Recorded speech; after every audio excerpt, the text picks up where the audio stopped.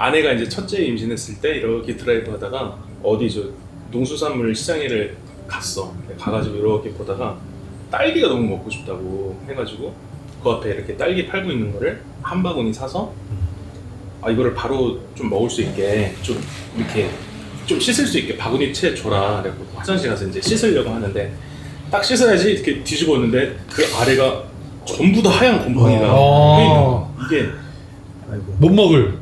뭐 절대 먹을 수 없어. 그래서 이제 내가 그때는 나름 그래도 되게 용서에 대한 그게 있어가지고 분노하지 않고 약간 은혜 받았을 때. 그치 딱 그 상태였고 그걸 내가 또 좀 싸우고 있는 시기였어. 용서해야지, 사랑해야지 그런 시기여서 이제 좋게 가서 이제 얘기를 했지. 아주머니 이게 이렇게 뒤에 곰팡이가 펴 있습니다. 그러니까 이거를 좀 환불을 이제 해달라 그렇게 얘기를 했지. 그러니까는 그 아주머니가 하시는 말씀이 여기 다 그렇게 판다 이러는 거야. 진짜? 네. 그러니까 뭐 그 환불을 해줄 수 없다 이러는 거야. 그래서 내가 그래도 지금 이제 사랑하고 용서하려고 하는 판국인데 그래도 이제 한 번 더 이제 살짝 이제 언성이 이제 올라가는 것이 나도 아니 이걸 어떻게 먹으라고 이렇게 팔았냐 이렇게 얘기를 하니까 그러니까 그분이 그러면 아저씨 손해 보고 나 손해 봐서 절반씩 이렇게 또 해주겠다 뭐 이렇게 무슨 선심 쓰듯이. 근데 이게 내가 먹는 것도 아니고 임신한 내 아내를 위한 딸기인데 하얀 곰팡이. 나 그때 트라우마가 생겨가지고 딸기를 뒤집었는데 완전히 하얀 거야 곰팡이. 하여튼 그랬는데 그게 오면서 이제 아내랑 얘기를 이제 한참 했죠. 용서를 이거를 용서를 해야 되는 건가? 이게 내가 분노하는 게 맞는 건가? 누가 봐도라도 좀 인간의 눈으로 봤을 때 너무나 당연하게 분노가 나는 상황에 용서를 해야 하는 게 맞는 건가? 약간 이런 생각을 해본 그 고민만 가도 성공한 거 아니에요? 일반인수 그냥 쐈을 텐데 한번 컴다운 했으니까. 그리고 나서 만약에 화를 냈다면 집에 갔을 때 내가 좀 더 요 상태가 됐다면 이게 좀 더 가장 이상적인. 집에 가서 고민하는 거는 내가 왜 그때 젠틀하지 못했을까가 아니고 내가 왜 그때 더 크게 말을 하지 못하고 다다다 싸움을 치지 못했을까. 이게 오히려 인간적으로는 더 그렇지. 내가 이제 용서에 좀 약하니까. 글쎄 나는 그러니까 정중하게 요청할 수는 있을 것 같아. 근데 만약에 그렇게까지 나오면 그냥 알겠습니다 하고 돌아서는 게 더 좋지 않을까 싶어. 그러니까 용서를 하는 게 맞다. 그러니까 사람에 대해서, 그러니까 우리가 인간 관계를 맺어가고 또 우리가 신앙생활을 그러니까 우리의 삶이 신앙생활이잖아. 그냥 삶 자체가 신앙생활이기 때문에 그러니까 잘못하고 내가 손해보는 상황을 일부러 만들 필요는 없겠지. 그리고 그건 분명히 잘못된 상황이니까 가서 정중하게 요청할 수는 있겠지. 근데 이제 그 사람이 싸우자고 나오는 거잖아 사실상. 이게 그냥 그러자는 거잖아. 근데 거기에 똑같이 그렇게 되면은 잃는 게 더 많다는 거지. 그러니까 그걸 나중에 계속 싸워서 그 딸기 값을 환불받을 수 있을지언정 그 과정과 이제 그 모든 상황 속에서 내 멘탈이나 영적인 것이나 뭐 내 삶이나 그 시간이나 이런 게 그냥 더 손해를 많이 보는 것 같아. 차라리 그냥 알겠습니다 하고 그냥 오는 것이 조금 더 낫지 않을까 싶어. 그렇죠. 이제 용서가 정답이라는 거를 제가 이제 크리스찬으로서는 알고 있는데 제 몸에 흐르는 DNA가 이제 용서를 할 수 없게 막 만드는 그런 상황들이 있더라고요. 궁금한 건 저렇게 이렇게 분노할 때는 그냥 이런 표현이 좀 이상할 수도 있지만 죄성이 드러나는 거예요? 아니면 사단의 유혹이라고 보는 게 좀 뭐라요? 아니면 그냥 누가 봐도 화날 일에 화나는 건 인간의 감정일 뿐이고. 나는 이게 세 개 다 맞는 거야. 세 개 다인 것 같아. 그러니까 화날 일에 화가 나는 건 당연한 거야. 그러니까 그거 죄라고 생각하면 안 돼. 이거 화가 나는 일에 화가 나는 게 너무 당연한 거지. 그러니까 내가 화가 난다고 해서 내 마음이 잘못되어 있거나 내 영적인 생활이 문제가 있거나 이렇게 생각할 필요는 없어. 아니 화가 날 일에 화가 나는 게 당연한 거지. 근데 중요한 건 뭐냐면 그 상황에서 이게 내 죄성이 발동한단 말이야. 작용해. 그래서 그 화를 누군가한테 퍼붓고 그러니까 그 상황 자체에 잘못된 것이 인식되는 것까지는 괜찮은데 분노하고 그걸 막 퍼붓고 그리고 이 본성이라는 것은 그것이 점점점 이게 더 늘어나게 되거든. 그리고 이제 마귀가 그걸 부추기지. 이걸 더 우리가 화내고 분노하는 말을 하는 순간 그게 내 귀에도 들어오잖아. 그러면서 이 감정이 점점 올라가고 상대가 또 더 이렇게 나오고 그러면 이제 그 순간에 죄를 짓게 되는 거지. 그래서 내가 화가 나는 건 괜찮지만 이 화를 그러니까 부당한 것에 대한 화니까 근데 이거를 표출하는 방식 그러니까 이것에 대해서 크리스천답게 정중하게 그거를 풀어내려고 하는 것이 아니라 나도 똑같이 이 세상의 방식대로 흘러나오게 되는 순간 이건 문제가 되는 거고 이건 내 죄성이 발동되는 거고 사단의 유혹이 더 증폭시키는 문제가 생기는 거라는 거죠. 그래서 난 그 세 개가 다 믹스돼서 그런 적 있어요. 운전하고 가는데 옆에서 진짜 운전에 이상 껴들어서 접촉사고가 난 거예요. 살짝 창문을 내리고 욕을 했죠. 반전에서부터 끌어오르는 욕을 발성 빠라라락 뱉어냈는데 그때 제 차에서 그 극동방송 틀어. 주의 사랑 딱 후렴부분 주 사랑 이러고 있었어요.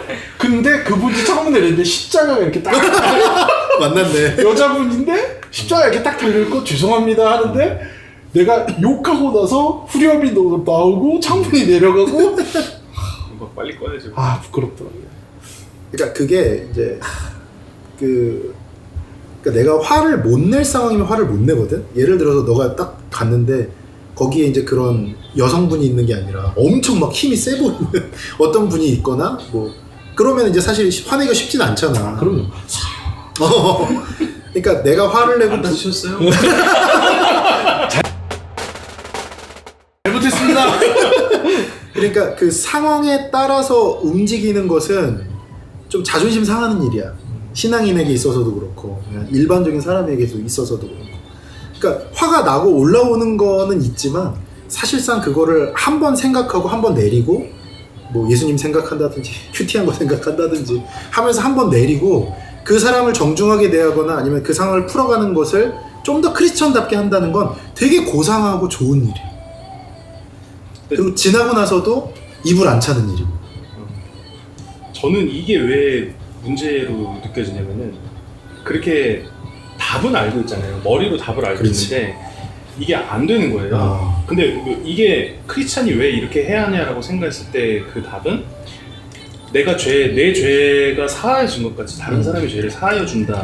사하여 줄 수 있다. 이렇게 되어 있는데 내가 이 사람의 죄를 사해 주지 못하는 것은 이거 내가 죄사함 받지 못한 거 아닌가? 그러니까 내가 구원받지 못한 것이 아닌 것까지 가는 거예요.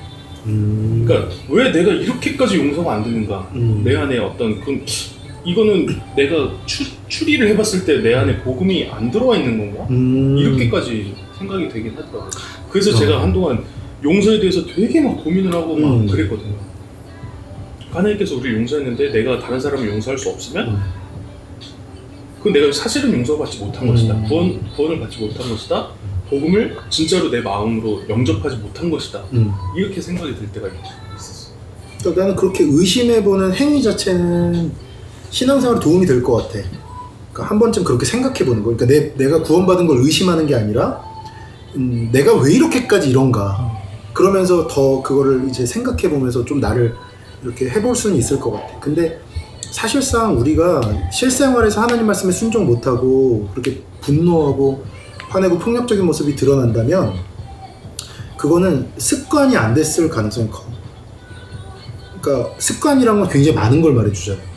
내가 아침마다 말씀 묵상을 해. 그리고 그게 습관이야, 내 습관이야. 그리고 그 말씀에 하려고 노력하는 삶을 매일 살아가. 그러면 처음에는 내가 화를 만약에 10번 낸다, 같은 상황에서 뭐 이렇게 딱 규격화할 수는 없지만 10번 낸다고 했을 때 나의 그러한 삶의 습관이 반복되고 쌓이면 쌓일수록 그 10번이 7번 되고 5번 되고 2번 될 확률은 굉장히 크지. 그렇잖아. 그리고 아마 신앙생활 하면서 느꼈을 거야.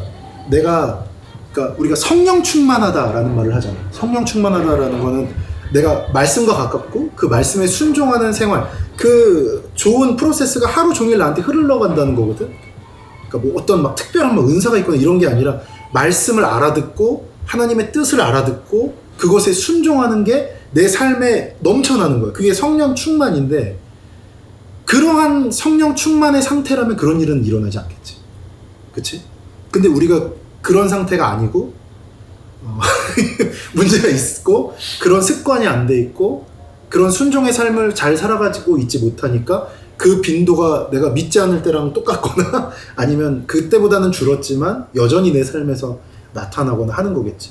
뭐 내가 나도 완벽하게 하고 있다는 얘기가 아니라 나도 넘어지고 나도 분노하고 화낼 때가 있지만 그러나 그 빈도는 확실히 줄어들고 그 양상과 태도 그리고 거기서 빠져나오는데 걸리는 시간 이것이 확실히 차이가 난다는 거야. 확실히 차이가 나. 내가 진짜 말씀 충만, 진짜 기도 충만, 하나님의 말씀대로 순종하는 삶이 잘 이루어지고 있을 때는 화 낼 것도 덜 내게 되고 화를 내더라도 훨씬 더 낮은 수위로 내게 되는 것이고 그걸 풀어가는 방식도 훨씬 더 지혜롭게 되는 거겠지. 그러니까 말씀과 말씀에 순종하는 삶이라는 건 우리의 악한 본성을 점점점 내려주고 죽여주는 거야. 그래서 내가 어떤 수행이나 내 노력을 통해서 분노를 줄이겠다. 이거는 굉장히 소극적인 거야. 적극적으로 보이지만 진짜 적극적인 건 뭐냐면 말씀으로 나를 가득 채우겠다. 그 말씀에 순종하는 삶으로 내 삶을 가득 채우겠다. 이게 훨씬 더 적극적인 거야. 왜냐면 내 노력으로는 안 되거든. 근데 말씀이 가득 차고 순종하는 루틴이 생기면 현저하게 줄어들거든. 또 이렇게 되면 또 근데 그걸 못하겠다고요. 또 이렇게 될 수도 있는데. 딸기 아줌마 지금 용서하지 않았어요?